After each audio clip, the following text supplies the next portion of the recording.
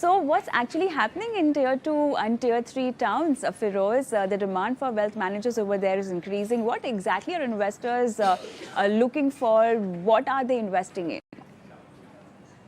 Hi, Kavita. Like you rightly pointed out, beyond 30 cities, which is how AMFI and SEBI want to categorize them, are seeing an uptake. Point one.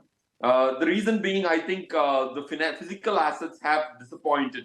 Largely, real estate over the last 8-10 years has disappointed people enormously, and I think people are becoming more and more mathematical about it. Now they're measuring the IRRs of their real estate investments, or when you start measuring using the same scale like financial instruments are measured under, then you get to know that the property which you bought might have quadrupled in 2 decades, from 1 crore to 4 crores, but the IRR is sub 6-7%.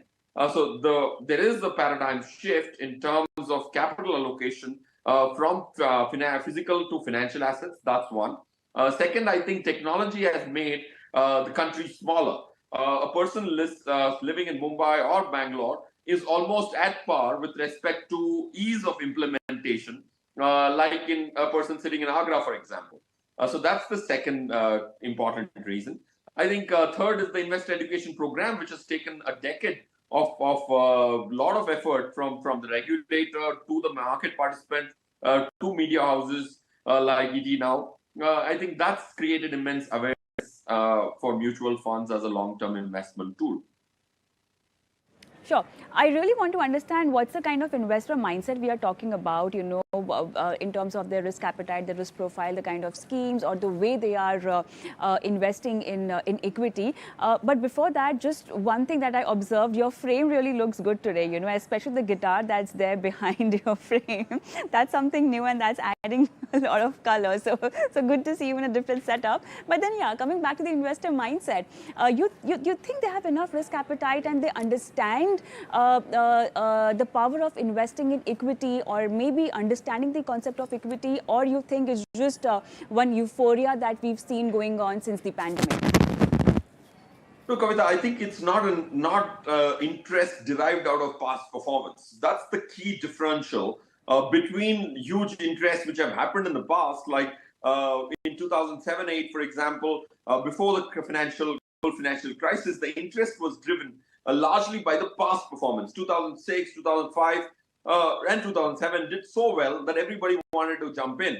That was basically the herd mentality. And that happened a couple of more times, like in 2017. Also, the huge retail interest, which came from even Tier 2 and Tier 3 cities back then, was driven by past performance. But this time it is very, very clear the interest has come as a collateral benefit of education and financial discipline is apparent with two key variables. I personally think last 1.5 years, barring the last two series of expiry of May and June, markets have been very subdued for a year and a half. In spite of that, SIP numbers, as you have always reported promptly, have had an uptake every single month, which I think is a clear evidence of people not buying past performance. The second evidence, very categorically specific, I would like to make, that people are far more educated now.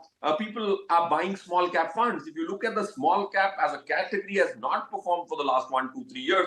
In fact, for the last 5 years, small cap index has underperformed Nifty. And when I see retail money coming into small cap index, it's a huge positive, pleasant surprise for me. Otherwise, retailers were the last people to enter and the first to go out when the markets actually take a U-turn and go up. Exactly. So are we also seeing the mindset shift in terms of holding on to an investment? Because you mentioned a small cap category, and usually an investor would invest in this category, even if they know how risky it is, the main intention is to have much more return and as much return as possible. So is that the kind of mindset? Are they getting into for a longer period of time? Yes, Kavita, I think there has been a redefinition to this English word, long term. I remember about 5-7 years back, I was speaking to somebody, and if I remember right, I was in Coimbatore. And there's a person who said that I want to invest for the long term. And I said, can you please be more specific? He said 1.5 years. And that was the definition of a Tier 2 or a Tier 3 city, whatever Coimbatore was called back then, in the form of long term. Now, when people say long term in these cities, we are not present in several, but we are present in about 5, 6 smaller cities. When we speak to HNI clients, when they say long term, they mean those 5, 7 years. I think that English term has been redefined to something more logical to be categorized as long term. Of course, long term should be 10, 20 years, in fact, to eternity till you need the money. But I think that's redefined as well. An English word numerically means a lot different than it used to 5 years back. Sure. One last question quickly, and then we'll go to our viewer who's already on the phone line with us. Major investment coming from Gen Zs, millennials. How do we break this down? I think millennials have done justice to the mutual fund flows, right? If you now go back to the B30, beyond 30 cities, that's why it's abbreviated as B30, is about 7.19 lakh crores of total mutual fund assets. I think if there was also a study which says millennials are doing a great job in terms of contributing to that, Gen Z are not contributing as much because they're younger lot, they little require maturity. So you're so right. Millennials are the largest contributors in tier 2 cities because the larger tickets might not be with the millennials, but ancestrally rich, which happens in metros like Mumbai and Delhi. Bangalore is still new money amongst youngsters. There's a lot more money because that's driven. The economy in Bangalore is driven by technology largely. So I think millennials are the largest contributors from the beyond 30 cities because generational money is still in real estate in smaller towns like Bhubaneswar, which I recently visited. Right. All right. So that's the reason behind wealth managers being in demand in tier 2 cities.